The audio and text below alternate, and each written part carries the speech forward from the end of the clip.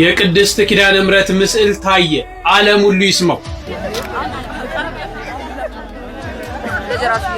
ተመልከቱ ይህንን ተአምር። የቅድስት ኪዳነ ምሕረት ምስል በዛፍ ላይ በቆላ ድባ ከተማ ላይ ታይቷል።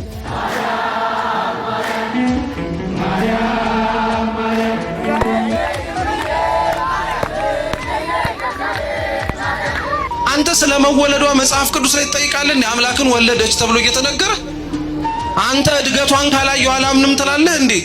ቆላ ድባ ደግሞ የደጃዝማች ማሩ ሀገር ናት። ደጃዝማች ማሩን ለማወቅ ደግሞ አንድ ለናቱ ወይም አጼ ቴዎድሮስ አንድ ለናቱ የሚለውን መጽሐፍ በደንብ ብታነቡት ደስ ይለኛል። የአእላፋት ዝማሬ አለባበስ ወትሮ እንደ ወትሮ ሁሉ በቤተ ክርስቲያናችን ትውፊትና ስርዓት መሰረት የልደትና የትንሣኤ በዓል ልብስ የሆነው ነጭ ልብስ ነው። እንደሚታወቀው ሰላም ጤና ይስጥልኝ። ውድና የተከበራችሁ የንቁሆን ሚዲያ ቤተሰቦች እንደምን አላችሁ? እንደምስቀያችሁ እኔ አለሁ እግዚአብሔር ይመስገን። በያላችሁበት ሰላም ክርስቶስ ይብዛላችሁ። የተወደዳችሁ ውድ ኦርቶዶክሳውያን የእመቤታችን የቅድስት ድንግል ማርያም የአስራት ያደራ ልጆች እንደምን አላችሁልኝ? እውነት በጣም ደስ ነው ያለኝ። ኦርቶዶክሳውያን እንኳን ደስ አላችሁ ማለት ወዳለሁ። በዛሬው ቪዲዮ እንግዲህ የማይታመን ነገር በቆላ ድባ በድጋሚ የእመቤታችን የቅድስት ድንግል ማርያም ምስል ታይቷል። ይህ ክስተት ታዲያ በጣም ብዙ የከተማው ህዝቦች እየወጡ አይተውታል፣ መስክረዋል፣ ተገርመዋል። ከዚህ ቀደም የቤታችን ቅድስት ድንግል ማርያም ምስል በደብረ ዘይት ታይቶ እንግዲህ ተገልጦ እንደነበረ በዚሁ በሚዲያችን ላይ መስክረናል፣ አሳይቻችኋለሁ።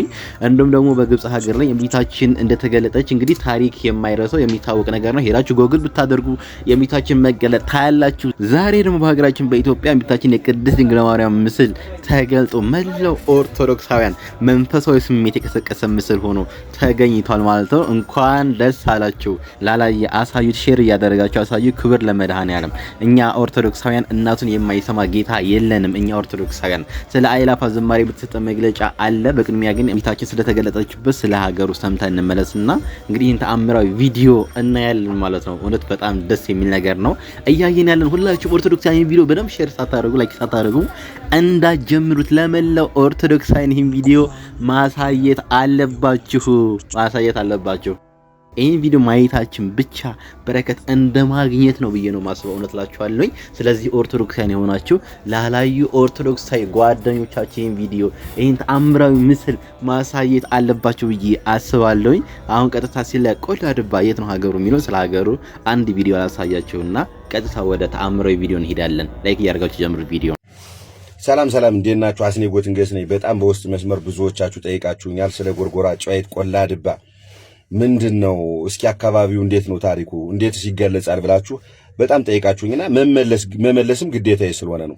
ከጎርጎራ ስንጀምር ጎርጎራ 44 ታቦታት ከዚህ በፊትም ቪዲዮ ሰርቻለሁ። 44 ታቦት ከጎንደር በፊት 44 ገዳማትና ታቦታት የመሰረተች የመጀመሪያዋ ቀደምት ሀገር፣ የእምነት ሀገር፣ የጀግናና የአማኝ ሀገር ጎርጎራ ናት። 44 ታቦት አላት። ከጎንደር ጋር እህትማማች ከተማ ናት። ሲቀጥል ጨዋይት እንዴት ጨዋይት ተብላ የስም ስያሜዋን እንዳገኘች የመጀመሪያው ነገር ምንድነው? የነገስታት ዘር የነበረች አንድ ሴት እዛ አካባቢ መኖር ትጀምራለች።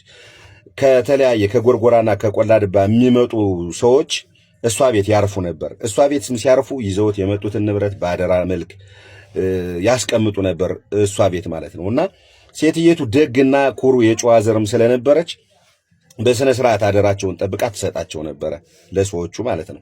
ንብረታቸውን ትመልስ ነበርና ሰዎች ወደ ሀገራቸው ከተመለሱ በኋላ አንዲት ደግ ሰው አለች።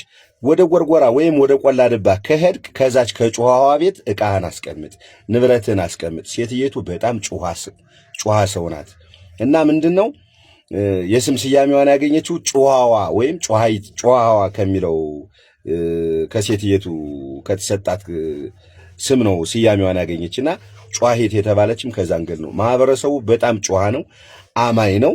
ሲቀጥል ግን ባገሩ ጉዳይ አይደራደርም። እኔ ምናልባት እርግጠኛ አይደለሁም እንጂ እየተፈጠረ ባለው ነገር በጣም እስከ መጨረሻው ዋጋ የሚከፍሉ ማህበረሰቦች ናቸው። ሲቀጥል ምንድነው ቆላ ድባ ደግሞ የደጃዝማች ማሩ ሀገር ናት። ደጃዝማች ማሩን ለማወቅ ደግሞ አንድ ለናቱ ወይም አጼ ቴዎድሮስ አንድ ለናቱ የሚለውን መጽሐፍ በደንብ ብታነቡት ደስ ይለኛል። ደጃዝማች ማሩ ማለት አጼ ቴዎድሮስ ለወታደርነት እንኳን ያበቁ ሰው ናቸው። በጣም ጀግና ተዋጊ ጦረኞች ነበሯቸው። በጣም ብዙ ወታደር የነበራቸው ሰው ናቸው። ሲቀጥል የአፄ ቴዎድሮስ የእንጀራ ወንድሙ የክንፉ አጎት ናቸው። የወለተ ተክሌ ወንድም ማለት ነውና ጦረኛ ናቸው። በጣም ተዋጊዎች ናቸው። ሃይማኖተኞችም ናቸውና እስካሁን ድረስ ቆላ ድባ አካባቢ በተለይ ማሩ ቀመስ ደንቤ ይባላል። በደጃዝማች ማሩ ስምም ነው የተሰየመ ቦታው የማረም ሀገር ነውና የጠየቃችሁኝ ጥያቄ ይሄንን ይመስላል። አስኔ ጎትንገስ ነኝ። ጎትንገስ ብያለሁና ቪዲዮ እየታየ አይደለም። ላይክ ፎሎ ሼር ማድረጉን አትርሱ። ጎትንገስ ብያለሁ። ኦኬ ኦርቶዶክሳውያን እንግዲህ እንደምታዩት ነው ይህ ተአምር የተከሰተበት እንግዲህ በጎንደር ነው። 44 ጽላቱ ባለበት በጎርጎራ አካባቢ ቆላ ድባ በምትባል ከተማ ላይ ነው የታየው። እውነት ለመናገር በጣም የሚገርም ነገር ነው እያየን ያለን። አንድ ኦርቶዶክሳዊ እውነት ላቸዋለሁ በጣም ነፍሴ እጅግ ሐሴት የተሞላችበት ዕለተ ቀን ነው የዛሬ ቪዲዮ። እውነት ላቸዋለሁ በጣም ብዙ ራሱ የተገረመበት ቪዲዮ ነው። እስኪ ወርቀት ወደ ተአምሩ ቪዲዮ እንሂድ። ተመልከቱ ይህንን ተአምር። የቅድስት ኪዳነ ምሕረት ምስል በዛፍ ላይ በቆላ ድባ ከተማ ላይ ታይቷል። ይህንን ተአምር ዓለም ሁሉ ይስማ። በምስራቅ ደንቢያ ወረዳ ቆላ ድባ ከተማ የከተማው እምብርት ተብሎ የሚጠራው አካባቢ በአንድ ግዙፍ ዋርካ ዛፍ ላይ ቅድስት ኪዳነ ምሕረት ድንቅ ተአምራዊ ምስል መታየቱ ተሰማ። ክስተቱ ለየት የሚያደርገው የብዙዎች ትኩረት የሳበው ቀደም ብሎ የነበረው ሁኔታ ነው። በከተማው እየተከናወነ ባለው የኮሪደር ልማት ምክንያት በአስፋልቱ ዳር የሚገኘው ይህ ዋርካ እንዲቆረጥ ታቅዶ ነበር። ሆኖም ግን በቀን ስራ ተጀምሮ ዋርካውን ለመቁረጥ ሙከራ ቢደረግም ለመቁረጫነት የሚያገለግሉ ቁሳቁሶች በተደጋጋሚ እየተሰበሩ ስራውን ማከናወን አልተቻለም። ለሰራተኞቹ ነገሩ አልሆን አለ በማለት ትተውት በሄዱበት ጥቂት ሰዓታት ሳይሞላ አመሻሽ ላይ በዋርካው ላይ የኪዳነ ምሕረት ድንቅ ምስል ተገልብጦ ታይቷል። በአሁኑ ሰዓት የከተማው ሕዝብና በአካባቢው የመጡ ምዕመናን በቦታው ተገኝተው ይህንን ድንቅ ተአምር እየተመለከቱ ይገኛል። ይህ የእግዚአብሔር ሥራ እንጂ የሰው አይደለም በሚል ምስክርነታቸውን እየሰጡ ነው። ዛፉ ሊቆረጥ ሲል መሳሪያው አልሰራ ማለቱ የነገሩ ድንቅነት ያሳያል። አሁን ደግሞ ይኸው የእናታችን ተገለጠች የሚሉ የቆላ ድባ ከተማ ነዋሪዎች በርክተዋል። ይህንን ድንቅ ምስክርነት ለወዳጅ ዘመዶ በማጋራትም የዓለም ሕዝብ እንዲሰማው ያድርጉ። ፎሎ ማድረግ እንዳይረሳ። መልካም ቀን። የቅድስት ኪዳነ ምሕረት ምስል ታየ፣ ዓለም ሁሉ ይስማው። በቆላድ ከተማ የታየውን አስደናቂ ተአምር ልንገራችሁ። በደንብ ኮፒ ሊንክና ሼር አድርጉት። ታኅሳስ 22 ቀን 2018 ዓ.ም በምስራቅ ደንቢያ ወረዳ ቆላ ድባ ከተማ የከተማው እንብርት ተብሎ በሚጠራው አካባቢ በአንድ ግዙፍ ዋርካ ስር የእናታችን የቅድስት ኪዳነ ምሕረት ድንቅ ተአምራዊ ምስል መታየቱ እየተሰማ ይገኛል። እንግዲህ ክስተቱን ለማየት የሚያደርገውና የብዙዎችን ትኩረት የሳበው ቀደም ብሎ የነበረው ሁኔታው በከተማው እየተከናወነው ባለው የኮሪደር ልማት ምክንያት በአስፓልቱ ዳር የሚገኘው ይህ ዋርካ እንዲቆረጥ ታቅዶ ነበር። ሆኖም ግን በቀን ስራ ተጀምሮ ዋርካውን ለመቁረጥ ሙከራ ቢደረግም ለመቁረጫነት የሚያገለግሉ ቁሳቁሶች በተደጋጋሚ እየተሰበሩ ስራውን ማከናወን አልተቻለም ነበር። ሰራተኞቹም ነገሩ አልሆነ አለ በማለት ትተውት በሚሄዱበት ሰዓት እንግዲህ ከጥቂት ሰዓታት በኋላ ማለት ነው አመሻሽ ላይ በዋርካው አካል ላይ የቅድስት ኪዳነ ምሕረት ድንቅ ምስል ተገልጦ ታይቷል ማለት ነው። እንግዲህ የከተማው ሕዝብና ከአካባቢው የመጡ ምዕመናን በቦታው ተገኝተው ይህንን ድንቅ ተአምር እየተመለከቱ ይገኛሉ። ምን አይነት እድለኞች ናቸው! ይህ የእግዚአብሔር ስራ እንጂ የሰው አይደለም በሚል ምስክርነታቸውንም እየሰጡ ይገኛል ማለት ነው። እንግዲህ ዛፉ ሊቆረጥ ሲል መሳሪያው አልሰራ ማለቱ የነገሩን ድንቅነት ያሳያል። አሁን ደግሞ ይህ እናታችን ተገለጠችበት ማለት ነው። ስለዚህ የቆላ ከተማ ነዋሪዎች በርክተዋል። ይህንን ድንቅ ምስክርነት ለወዳጅ ለዘመዳቸው እያጋሩ ይገኛል። እናንተም ደግሞ የዓለም ሕዝብ እንዲሰማው ይህንን መረጃ ሼር አድርጉት። የኪዳነ ምሕረት ምስለ ስዕል በዛሬው ዕለት መታየቱ ተሰማ። ድርጊቱ የተፈጸመው ዛሬ ታኅሳስ 22 በአማራ ክልል በጎንደር ቆላ ድባ አካባቢ ሲሆን ምስለ ስዕሉ የተፈጠረው ከምትመለከቱት ዛፍ ላይ ሲሆን ከምስለ ስዕሉ ላይ የሚበራ ሻማ የመሰለ ቀይ መብራት እንዳለም የዓይን እማኞች ተናግረዋል። ህዝቡ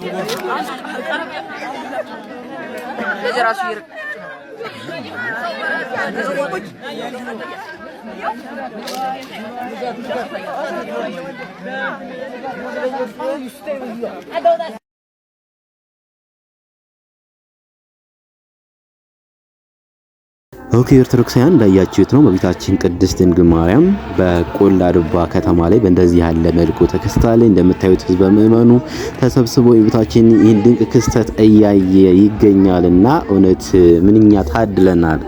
ሀገራችን ኢትዮጵያ አስራት ሀገሯ ናት ይባላል።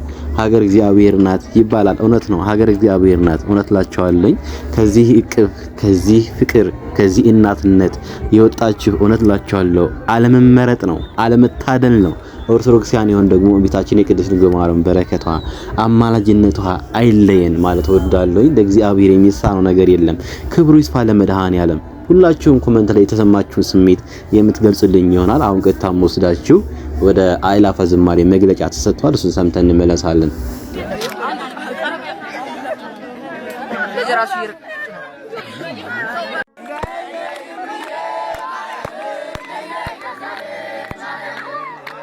በቅዱስ ፓትርያርኩና በብፁዓን አበው ሊቃነ ጳጳሳት ጸሎተ ወንጌልና ጸሎተ ኪዳን ከቀኑ 9 ሰዓት ላይ ይከፈታል። የአእላፋት ዝማሬ አለባበስ እንደ ወትሮ ሁሉ በቤተ ክርስቲያናችን ትውፊትና ስርዓት መሰረት የልደትና የትንሣኤ በዓል ልብስ የሆነው ነጭ ልብስ ነው። እንደሚታወቀው በጌታችን ልደትና ትንሣኤ ነጭ ለብሰው የታዩትን የቅዱሳን መላእክትን እንዲሁም በዮሐንስ ራእይ ምዕራፍ 6 ቁጥር 10 ላይ ነጭ ልብስ ተሰጣቸው ተብሎ እንደተጻፈው ስለ ክርስቶስ መስክረው የሞቱት ቅዱሳን ሰማዕታትን እንዲሁም በበጉ ደም ልብሳቸውን ያጠቡ የተባሉ ቅዱሳንን ምሳሌ በማድረግ ብርሃነ ልደቱን ነጭ ልብስ ለብሰን እናከብራለን። በዚህም መሰረት ምእመናን በዕለቱ ነጭ ልብስ በመልበስ እንድትገኙ በትህትና እንጠይቃለን። የአእላፋት ዝማሬ ስለ ጌታችን ልደት በዓል እያሰብን ለተወለደው ንጉሥ ምስጋናና ጸሎት የምናቀርብበት በመሆኑ ከአባቶች ጸሎት፣ ቃለ ምዕዳንና ዝማሬ ውጪ ምንም አይነት የክብር እንግዶች ንግግር፣ የገቢ ማሰባሰቢያና ሌሎች መልእክቶች የሚተላለፉበት መድረክ ባለመሆኑ በዚህም ዓመት ይህንን መንፈሳዊ ይዘቱን አስከብረን እንቀጥላለን። የዘንድሮ የአእላፋት ዝማሬ ለመጀመሪያ ጊዜ በመስቀል አደባባይ የሚካሄድ እንደመሆኑ ምእመናን ባለፉት 2 ዓመታት ያሳያችሁትን ዓለምን ያስደነቀ ኦርቶዶክሳዊ ጨዋነትና ፍጹም መንፈሳዊ ስነ ስርዓት በመድገም እንድትታደሙና ቀኑ ሲቀርብ የከተማው አስተዳደር የጸጥታ አካል ለሚሰጠው ዝርዝር መመሪያና በእለቱም ሁነቱን በሰላም ለማጠናቀቅ ለሚደረገው ፍተሻ በተለመደው መንፈሳዊ ትዕግስት እንድትተባበሩን አደራ እንላለን። የአእላፋት ዝማሬ ላይ የምናሳየው ታዛዥነትና ክርስቲያናዊ ጨዋነት የአእላፋት ዝማሬ በቋሚነት በመስቀል አደባባይ እንዲካሄድ መንገድ የሚከፍት በመሆኑ የተወለደው ንጉሥ የመድኃኔ ዓለምን ልደት በሀገር አቀፍ ደረጃ ከፍ ብሎ የሚከበር ሁነት እንዲሆን የበኩላችሁን ታሪካዊ ድርሻ እንድትወጡም በዚሁ አጋጣሚ አደራ እንላለን።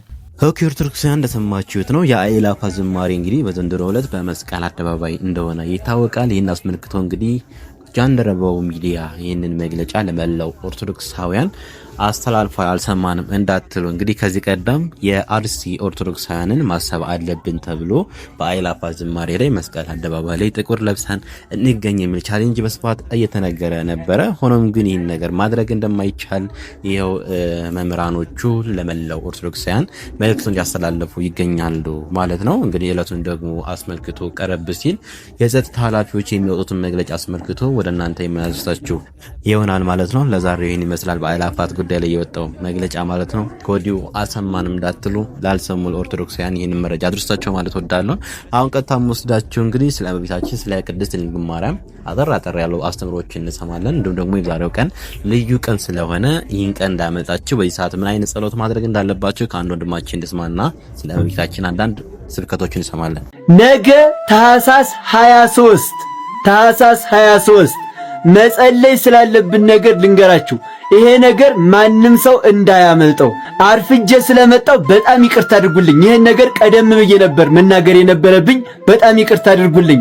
ነገር ግን አሁንም ቢሆን ይደርሳል። አጭር ጊዜ ነው ያለችን። በዚች ምሽት ማለት ነው ለብዙ ኦርቶዶክሳውያን እንዲዳረስ በደንብ አድርጋችሁ ሼር፣ ኮፒ ሊንክ፣ ላይክ፣ ሪፖስት እያደረጋችሁ በዚች ምሽት ብቻ ለብዙዎች አዳርሱልኝ እና ደግሞ የፊታችን እሁድ ታኅሳስ 26 መተት ወደማይታደስባት ጊሽ ክርስቶስ ሰምራ ጉዞ እናደርጋለን።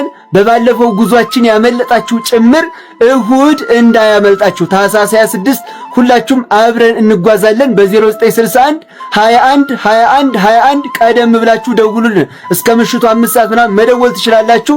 እንዳያመልጣችሁ እና ነገ ታኅሳስ 23 ልዩ ቀን ነው። ምንድነው ካላችሁኝ ልበ አምላክ ቅዱስ ዳዊት ያረፈበት ቀን ነው። የቅዱስ ዳዊት የእረፍቱ መታሰቢያ ቀን ነው።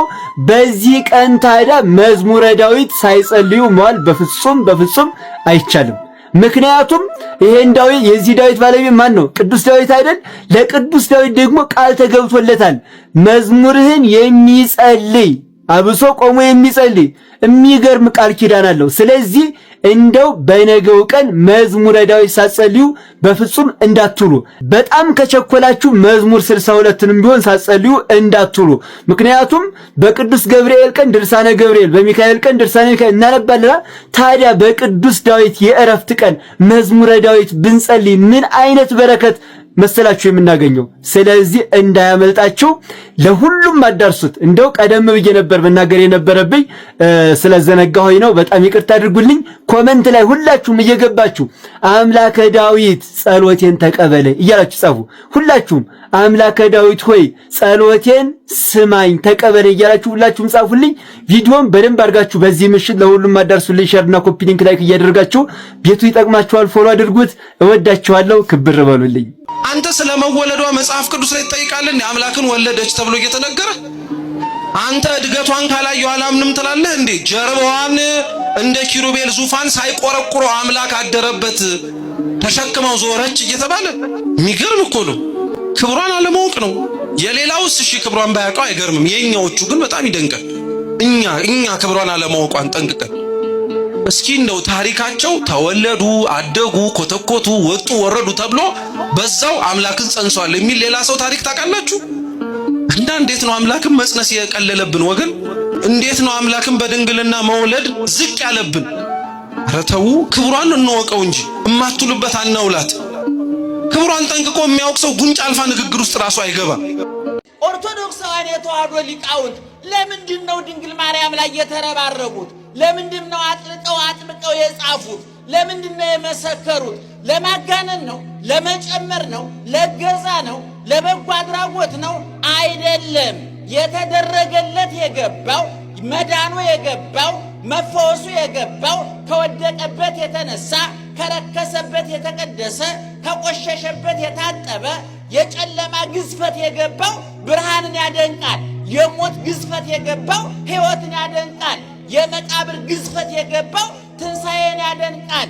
አዳም የተባረረበት የክብር ቦታ፣ የቅድስና ቦታ፣ የእረፍት ቦታ የሚናፍቀው ሁሉ ወደዛ ቦታ ለመመለስ ምክንያቱና የተገኘችውን ድንግል ማርያምን ያመሰግናል። ምክንያቱም ረቂቅ ቃል የገዘፈው ሕያው ቃል ሟች የሆነው ዘላለማዊ ቃል ጊዜያዊ የሆነው ምድርና ሰማይ የታረቁት ሰውና እግዚአብሔር የተገናኙት የጥሉ ግድግዳ የፈረሰው የለያየን መጋረጃ የተቀደደው በድንግል ማርያም ነው።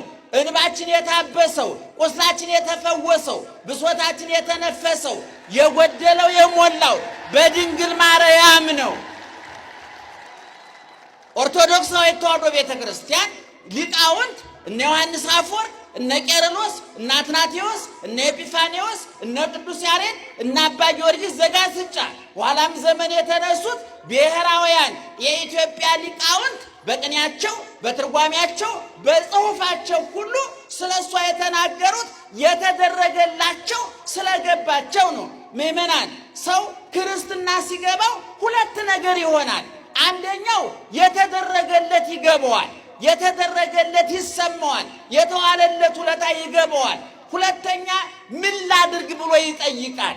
በምን በየት አልፌ እዚህ ደረስኩ ብሎ ይጠይቃል። ወደፊት የሚሄድበትን ይገመግማል። ስለዚህ ነገ ኃጢአታችን የሚደመሰስበት ቀን ነው። መዝሙርን ቆሞ የጸለየውን በአይኑ ያየውን ሰው ሁሉ እምርልሃለሁ፣ ቁጭ ብሎ የጸለየውን ደግሞ ቤተ ዘመዶቹን የሥጋ ዘመዶቹን ቆጥሬ እምርልሃለሁ፣ አሞት ደክሞት ተኝቶ የጸለየውን ደግሞ ራሱን እጠብቅልሃለሁ እምርልሃለሁ የሚል ትልቅ ቃል ኪዳን የተቀበለ ከነቢያት እንደሱ ያለ ነቢይ ያልተነሳ የእግዚአብሔር ልብ ተብሎ ሊጠራ የቻለ ታላቁ ቅዱስ ዳዊት ዓመታዊ የዕረፍት መታሰቢያ በዓሉ ነው። እንኳን ለዚህ በዓል በሰላም አደረሳችሁ። ታላቅ በዓል ነውና ለሌሎች ዳረስን ደግሞ ኮፒ ሊንክ ሼር ፖስት እያደረጋችሁ ስሙን መጥራት ዋጋ እንደሆነ በኮሜንት ልብ አምላክ ቅዱስ ዳዊት በረከት በረከት ይደርብን እያላችሁ ጻፉ። እንዲሁም የዩቲዩብ አካውንት ከፍቻለሁ፣ ባዮ ላይ ሊንክ አላችሁ፣ እየገባችሁ ተከታተሉ። በአምላክ ቅዱስ ዳዊት ስለ ልደቱ ሲናገር በኃጢአት ተጸነስኩ ይላል መዝሙር 55 ላይ። አበው እንደነገሩን የቅዱስ ዳዊት አባት ደጉ እሴ ከነገደ ይሁዳ ከኢዮቤል ልጅ ነው። ሚስቱም ሀብሊን ትባላለች። እቺ ሚስቱ ሀብሊን ግን አንድ ጎልማሳ በዝሙት ዓይን ሲፈልጋ ተመልክቶ ነበረ። ባለቤቷ እሴ አንድ ቀን መንገድ ሄድኩ ብሎ ያንን ጎልማሳ መስሎ ድምጹን ቀይሮ ተመልሶ አብሯት አድሯል። በዚያን ሌሊት ቅዱስ ዳዊት ተጸነሷልና በኃጢአት ተጸነስኩ ብሎ ተናገረ። ቅዱስ ዳዊት ከልጅነቱ ጀምሮ ጸጋ መንፈስ ቅዱስ ያደረበት ነበር። ሕፃን ሳለ በረኝነት በጎቹን ያስነካም ነበር። አንበሳው በጡጫ ድቡን በርግጫ ነብሩን በሩጫ የያዙትን ያስጠላቸው ነበር። በጥቂቱ በበግረኝነት ስለታመነ ለእስራኤል እረኛ ሊሆን ተመርጧል። እግዚአብሔር ሳኦልን ከናቀው በኋላ ከእሴ ልጆች መካከል እንደ ልቤ የሆነውን ቀብት አንገስልኝ ቢለው ነብዩ ሳሙኤል ቤተልሔም ገብቷል።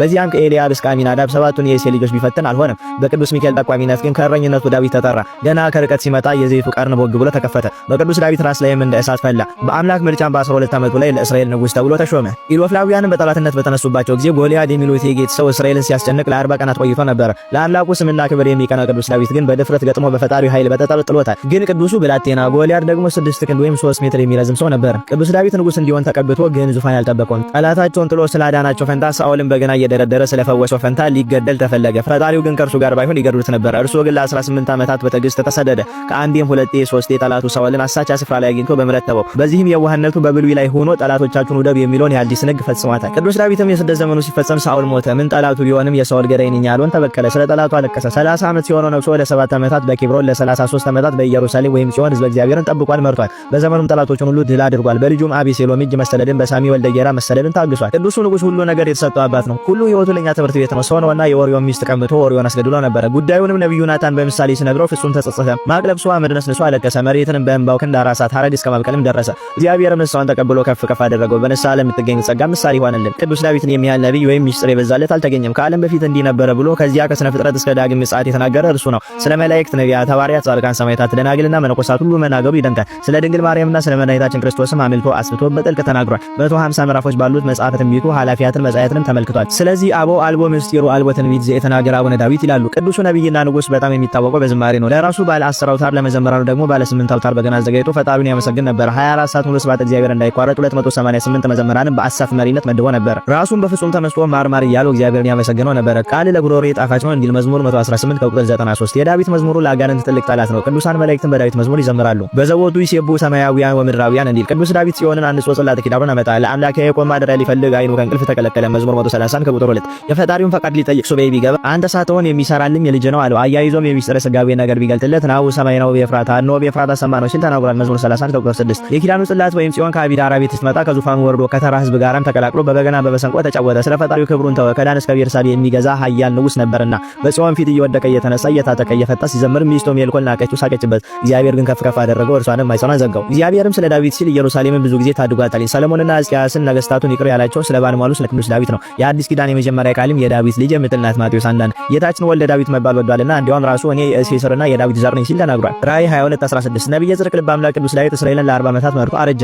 ምን ነው ያ ኃያል እግዚአብሔር ሰው ቶሎ አረጀ ቢሉ ከገድሉ ጽናት ሰውነቱ ተቀጥቆ ነበርና። በዚያም ላይ አንድ ቀን ስለ ሕዝበ እስራኤል ቤዛ ይሆናቸው ዘንድ በቀጻፊ መልአክ ፊት ቆሞ ነበርና። ዜና መዋዕል ምዕራፍ 20 ከቁጥር 16። ስለዚህ ሰውነቱ ደከመ። በዚህንም ጊዜ ልጁ ሰለሞንን አንግሶ በ70 ዓመቱ ከክርስቶስ ልደት 1000 ዓመታት በፊት አርፏል። በራእይ ጎርጎርዮስ እንደተጻፈ ቅዱስ ዳዊትን በሰማይ 99 ነገረ መላእክት ከበውት ያመሰግናል። ከእርሱ ዝማሬ ግርማ የተነሳም የሰማያት ግዘፋቸው ይናወጣል። በገድለ አቡነ ኪሮስ እንደተጻፈም ደግሞ ቅዱሳን ነፍሳቸው ከስጋቸው የምትለየው በዳዊት በገና ጣዕመ ዝማሬ ነው። በነገረ ማርያም ትምህርት ደግሞ የቅዱስ ዳዊት ቤቱ ከልዑል አምላክ መንበር ስር ነው። እንግዲህ ምን እላለሁ ስለ ቅዱስ ዳዊት ከዚህ በላይ መጽሐፍት ብዙ ይላሉና። ለዚህ ታላቅ ነብይም 7 ሀብታት የተሰጡት ሲሆን አንደኛው ሀብተ ትንቢት፣ ሁለተኛው ሀብተ መንግስት፣ ሶስተኛው ሀብተ ክህነት፣ አራተኛው ሀብተ በገና ወይም መዝሙር፣ አምስተኛው ሀብተ ፈውስ፣ ስድስተኛው ሀብተ መዊ ወይም ድል መንሳትና ሰባተኛው ሀብተ ኃይል ተብለው ይታወቃሉ። ይህ ታላቅ ነብይም አያይዞ 7 ስሞች አሉት። አንደኛ ጻድቅ፣ ሁለተኛ የዋህ፣ ሶስተኛ ንጹህ፣ አራተኛ ብእሲ እግዚአብሔር ሰው፣ አምስተኛ ነብየ ጽድቅ፣ ስድስተኛ መዘምርና ሰባተኛ ልበ አምላክ ተብሎ ይጠራል። የዚህ ታላቅ ነብይ ክብሩ ታላቅ ነውና በእውነት ያለ ሐሰት ለዳዊት ምስጋና ይገባል። አምላከ ዳዊት ስለከበረው ቃል ኪዳኑ ይማረን፣ ከንጹህ አምልኮ ይክፈለን፣ በስቶ ከተትረፈረፈ በረከቱም አይለየን። በረከት ይደርብን፣ ይቆያል።